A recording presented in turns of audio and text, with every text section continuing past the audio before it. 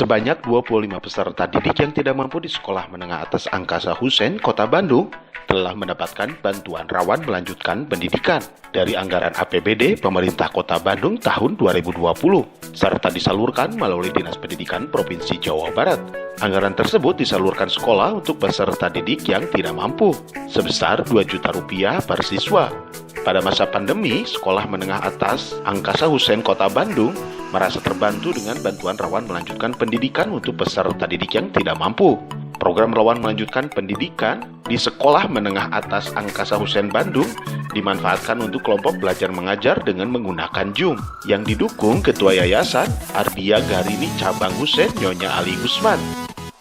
Baik, Ibu, terkait dengan dana rawan melanjutkan pendidikan di SMA Angkasa Kota Bandung ini, apakah memang sangat penting buat dana RMP ini, Bu? Iya, sangat penting Pak, karena dana tersebut sangat membantu orang tua siswa, apalagi yang dalam situasi yang pandemi seperti ini, jadi sangat dibutuhkan.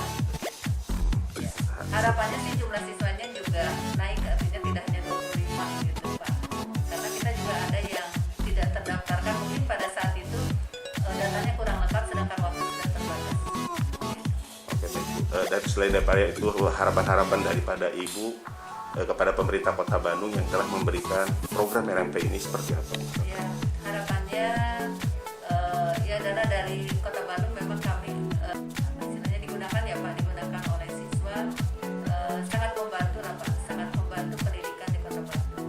Sangat penting juga dalam proses pembelajaran ya Pak ya, karena kami di SMA Angkasa dengan situasi pandemi ini menggunakan program pembelajaran jarak jauh dengan menggunakan Zoom, sehingga anak-anak juga bisa menikmati pembelajaran seperti sekolah biasa lah, bisa tatap muka walaupun kita berjauhan jarak begitu.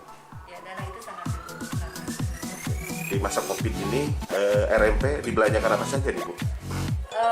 Di masa COVID ini ya selain untuk honor guru kan pasti ya Pak ya, wajib honor guru.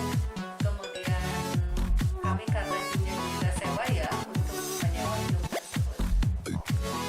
Widi Herian mengabarkan, Hadas TV, Kota Bandung, Jawa Barat.